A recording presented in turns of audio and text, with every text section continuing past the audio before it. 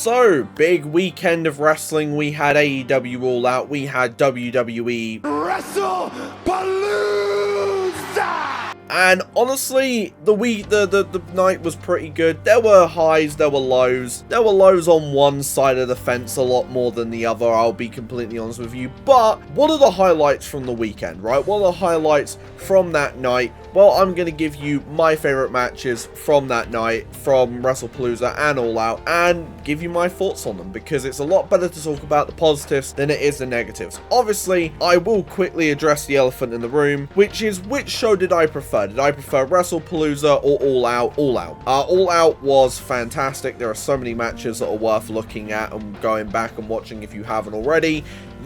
Trust me, it blew Wrestlepalooza out of the water, I'm not going to lie. But without any further ado, let's get into it. So these matches aren't really going to be in any particular order, to be honest, but I'm just going to go ahead, I'm just going to gush about professional wrestling for a little bit, so just walk with me here. We're going to talk about the main event of All Out first. We're going to talk about Hangman Adam Page versus Kyle Fletcher for the AEW World Championship, and I, for one, did not expect that match to go as long as it did. I expected them to cook, but not on the magnitude and the level that they did end up cooking. I think a lot of people know for a fact that Kyle Fletcher is like the next guy up, right? Like, he is absolutely above and away one of the guys who I think that AEW are strapping the rocket to, and with like in no time at all, he is probably going to be AEW World Champion. Obviously, wasn't his night at All Out, but he came hella close, and it kind of ties in with the story of Hangman saying that you're not ready yet. So I kind of hope that Kyle Fletcher goes on a tear as TNT champion, right? Starts building himself up, maybe feuds with like maybe a former AEW World Champion down the line. I don't know who that would be, but maybe like a Samoa Joe, for example. Someone that like Kyle Fletcher can sink his teeth into, really kind of like get that boost from beating like a former AEW World Champion, and then go on to maybe wrestle Hangman again, or maybe go after whoever the AEW World Champion is at the time. I do think that this match was really, really good. Just from like off the top of the dome, I would probably give this one a 4.5 out of 5. I think it was an incredible match, and again, it's worth watching. Absolutely. Then we got to talk about more All Out matches. I'm probably going to go like All Out mainly, because I'm not going to lie, there's one match from Wrestlepalooza, maybe two if I go back and rewatch one, that I would highly recommend. But yeah, let's continue with the coffin match.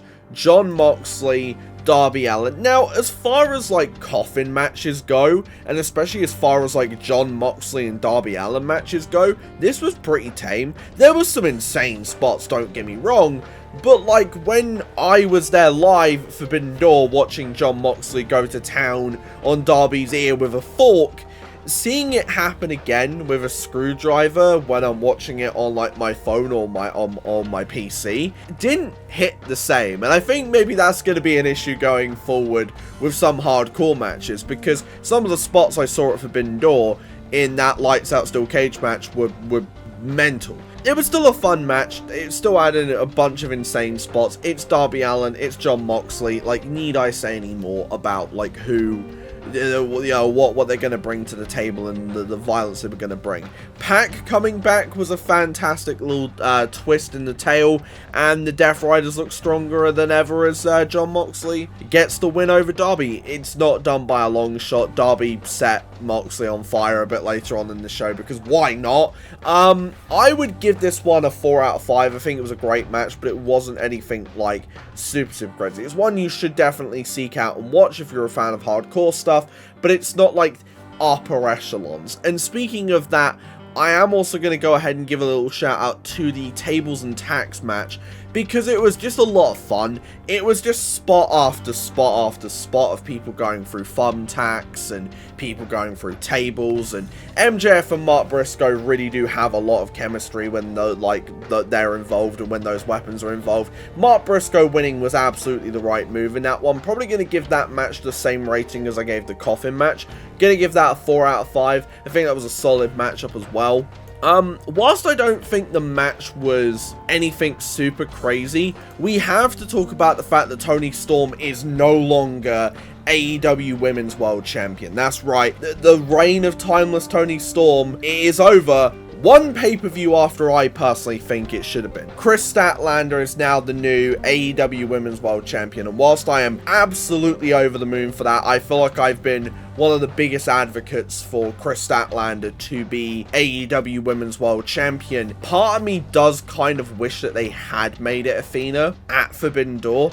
I feel like, I don't know, it's really weird to have had Athena win the Casino Gauntlet match, put so much emphasis on that, and then to have her lose that felt really weird. But if the end goal was always for Statlander to win the championship, and then obviously the subsequent potential working with the Death Rider stuff, if that was always the route they were going to go down, then honestly I'm completely fine with it. And again, it's Kris Statlander, so I'm never going to complain. It was a decent match, don't get me wrong. All 4 women in this match are fantastic wrestlers. It's just, I kind of wish they were given a little bit more time, but obviously given how long Kyle Fletcher, Hangman Adam Page was, you can't really say that after seeing that, but still, great match. Again, All Out was like fantastic. So we had like, you know, Cope and Cage versus FTR, great match. Eddie Kingston versus Big Bill, little bit of a dud match, but like Eddie Kingston's probably finding his feet again after being on the shelf for like a year and a half. We had The Demand, which is now the Gates of Agony and Ricochet's official name, versus the Hurt Syndicate in a trios match that was a thing. Mercedes and Riho had a solid match. The triple threat for the Unified Championship, Okada, Loki cooking in 2025 now. What's going on? Takeshita, fantastic. Mascara Dorada, holy, absolute cinema, absolute luchador, absolute lucha libre, I guess you could say. Fantastic. Everyone played their role to perfection in that match. Really solid match as well.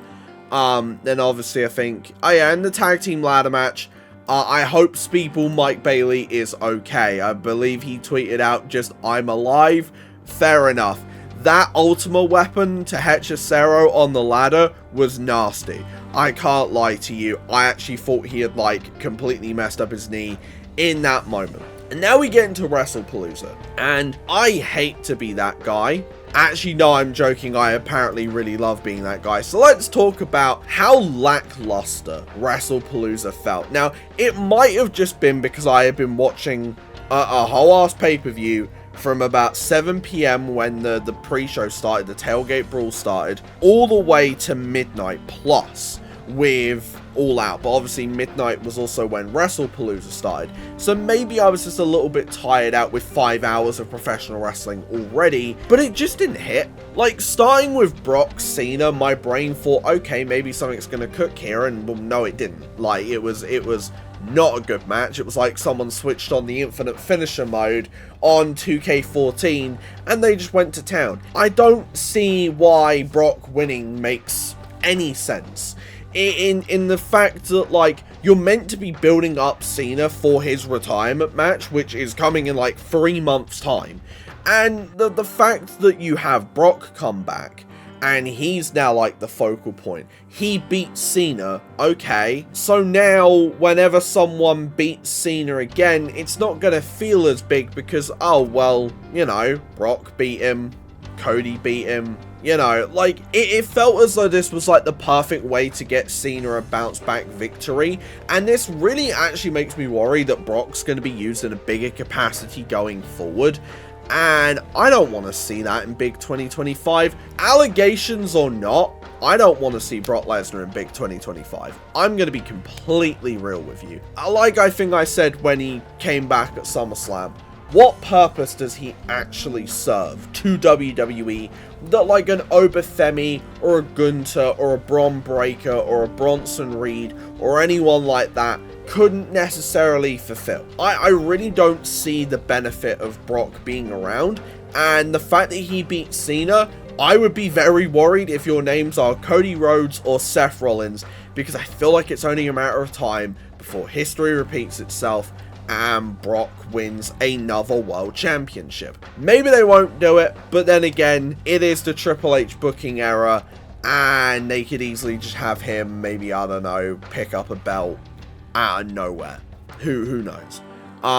Then we have the Vision versus the Usos, where I'm pretty certain Jey Uso concussed himself. This was also just like a match that existed.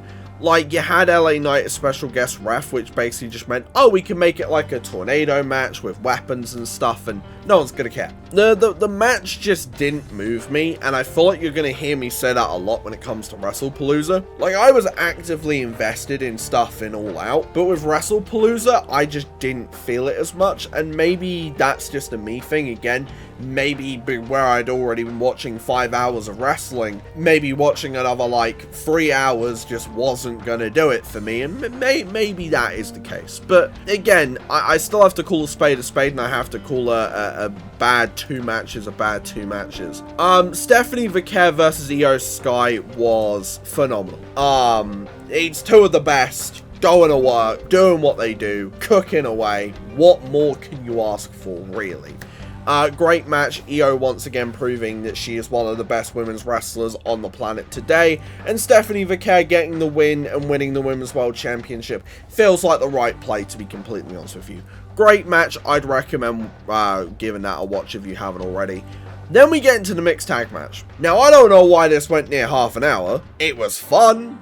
Every second of it was fun. It took a little while to build up, but once it did, yeah, sweet, fantastic match.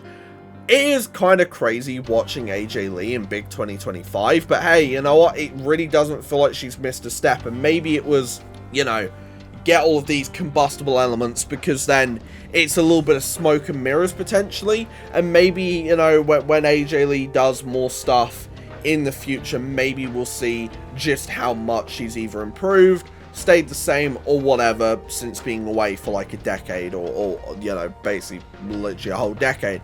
But it was a fun match, right? Like, I feel like it was the right move to have AJ Lee and Punk win. Just makes sense, doesn't it?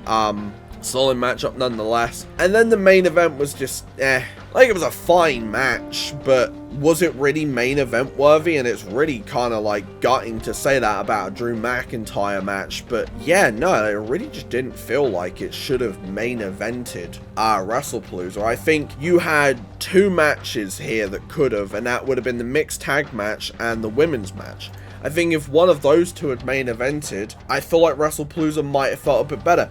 I think the pacing was just incredibly off throughout that entire pay-per-view, and couple that up with WWE's current like packaging of pay-per-views with like ad slots and a bunch of time in between matches, it makes for a little bit of an all over the place kind of show, right? And I don't know, it just left me unfulfilled as a viewer, and if I was watching that on ESPN, God, I don't think that would have been worth the money, to be completely honest. I do think All Out won the night. I don't really care who won the night. At the end of the day, both shows had something that I liked and something that I like enjoyed, so that's really all that matters. But again, I just kind of wish that Wrestlepalooza did go a little bit better and some of the matches cooked a little more. It did feel like uh-oh, we've got this new thing now and we really don't have that many matches on the card for it, which you could have avoided. But again, what do I know? I'm just a guy who sits there and talks about wrestling. But let me know your thoughts about All Out and Wrestlepalooza. What matches were your favorite matches? How did you feel about the shows? And hey, feel free to tell me how much of an AEW shill I am for preferring All Out. More wrestling think pieces will be right here, and YouTube really thinks you'll like this video. So if you've seen all of these, then, you know, consider checking that one out. See ya!